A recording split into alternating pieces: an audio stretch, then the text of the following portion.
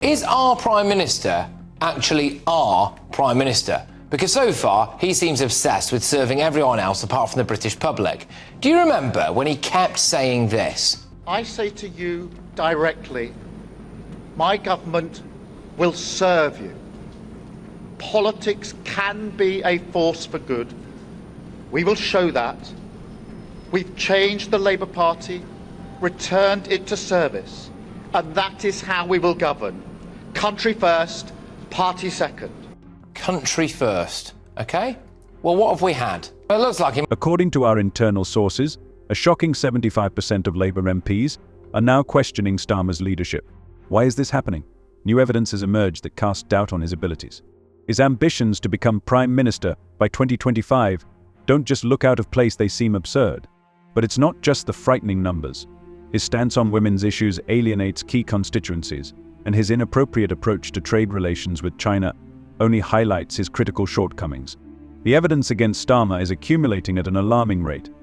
We're going to dive into the statistics, quotes, and behind-the-scenes intrigues that are turning the Labour Party into an organisation on the brink of crisis. Get ready for an in-depth analysis of the data that portends Starmer's downfall. Labour's support is rapidly collapsing.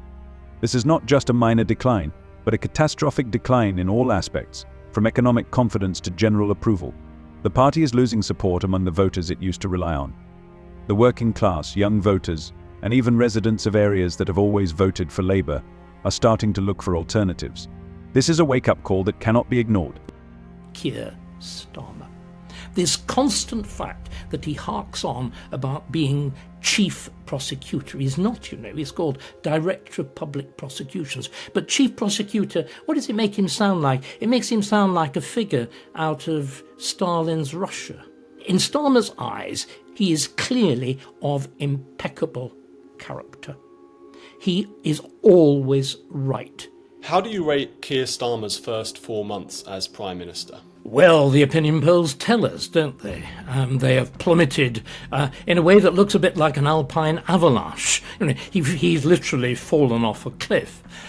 I think there are very real reasons for this. When you're looking at this kind of thing, you always look, well, has there been anybody like this before? I think the answer is one very obvious figure, and that is Theresa May. Why is this happening? Just look at the Labour Party's policies, higher taxes and drastic cuts in benefits. The voters don't like it at all, and they're not shy about admitting it. People check their bank accounts, study the economic plans of the Labour Party, and what they see causes them deep disappointment and dissatisfaction. Fewer and fewer people believe that the Labour Party is able to cope with the economic challenges facing the country. But that's not the worst part. Starmer's personal ratings are at a catastrophically low level. Most Britons simply do not trust him, and this creates huge difficulties for his political career. It's not just a matter of trust. Few are confident that the Labour Party can effectively govern the country. More and more people are losing faith in the promises of the Labour Party, and this is causing real concern.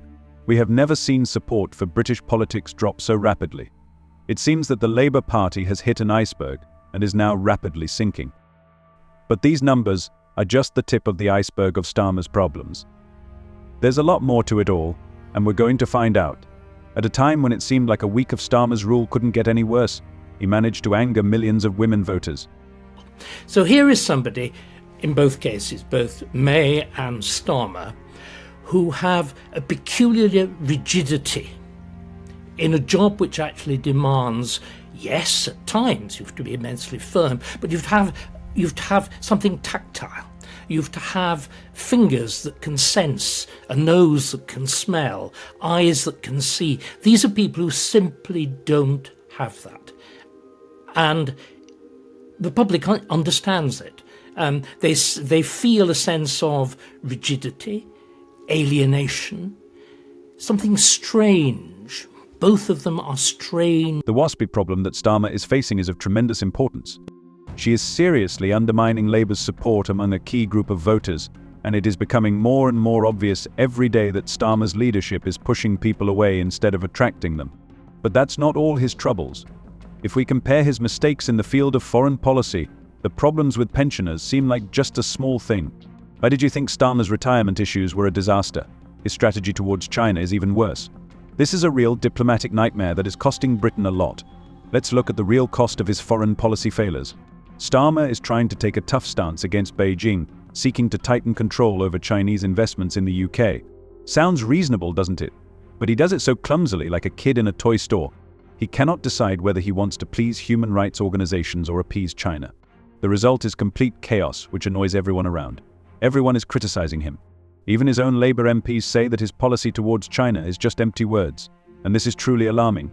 Is because you got that pit pension, which is not a huge amount of money, now you got a little bit of a bump on it, which has bumped you up a council tax band, and it means you aren't getting the winter fuel payment. Yeah.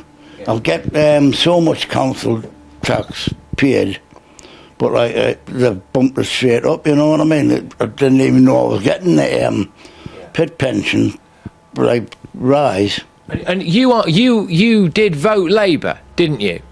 I haven't voted for the last few years, but it's been out of condition in my health and that. And I thought, well, I will vote Labour this year, and I wish I hadn't of, because they've just took everything what the Conservatives did back off with. They are absolutely horrified that Starmer is turning down lucrative trade deals without having the slightest backup plan. This only fuels the opposition, making Starmer look completely lost on the world stage. But it's not just politicians who are feeling anxious. British businessmen are panicking.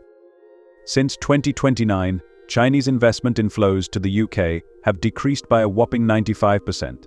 We are talking about billions of dollars that could support our economy. Companies working with China are seeing their profits grow, while small businesses that sell goods to China are facing real difficulties. The blow to the UK economy is starting to look threatening, and it's not just words. We could lose thousands of jobs in technology companies, schools, and many other fields. The situation at universities, which earn huge sums from Chinese students, is particularly worrying. But because of Starmer's harsh policies, these students are starting to look towards other countries. So what is this policy towards China really costing us?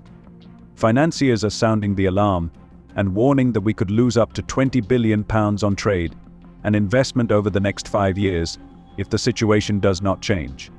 Can you explain to our listeners why a family that has an income in excess of £200,000 a year needs to have clothes or glasses bought for them? No, I can't. What's it? No, and I think that is where people look and think, well, it's like Animal Farm. Yeah. They looked from left to right, they looked from beast to beast, and they all seemed to be the same. I mean, that's the problem that they've got after only 2 months in office. This is a real disaster for the economy, which is already in critical condition. Because of all these foreign policy troubles, Labour MPs are beginning to feel deep anxiety. They are beginning to doubt that Starmer is the right person to lead them in the next election. Every day more and more of them are thinking about quitting the party. Do you remember how the Labour Party used to unanimously support Starmer? Those days are in the past. Well-known figures leave the party and openly express their criticism. The key players are leaving. Louise Hay, the Minister of Transport, has already left. Sue Gray, Starmer's Chief of Staff, did the same. Rosie Duffield, a prominent Member of Parliament from the Labour Party, also resigned from her post. These are not just random supporters, they were Starmer's main supporters. Why are they leaving? Serious problems are brewing in the Labour Party. MPs are tired of Starmer's weak leadership. They don't like the way he solves important issues, and they openly talk about it. Starmer's recent decisions have angered many. His stance on issues related to WASPy women, tax increases for employers, and other controversial decisions have upset voters across the board. It's not just discontent, it's a real storm that could sweep Starmer from his post. Are we living in a Keir Starmer dictatorship? Rumours were swirling that Labour was going to cancel the local elections in England. Why aren't they all going ahead? And I would say, even before the white paper has been published, maybe there's a problem with the line. Why aren't they going ahead, Minister?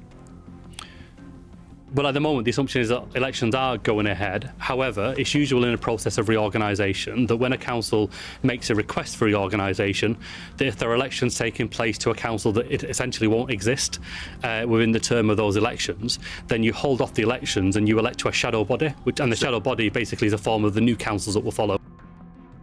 It looks like he's deliberately trying to annoy every voter he can. But it's not just about politics, it's a real disaster. Many believe that Starmer has lost his way, and MPs are beginning to seriously doubt his ability to effectively lead, communicate and direct the party. One experienced Labour MP even claimed that the situation would get worse before it started to improve. This is a pretty harsh and disturbing statement. discontent is growing at an alarming rate. More and more members of Parliament are openly speaking out about the direction of the party and the choice of Starmer, and they are genuinely concerned about their future in politics.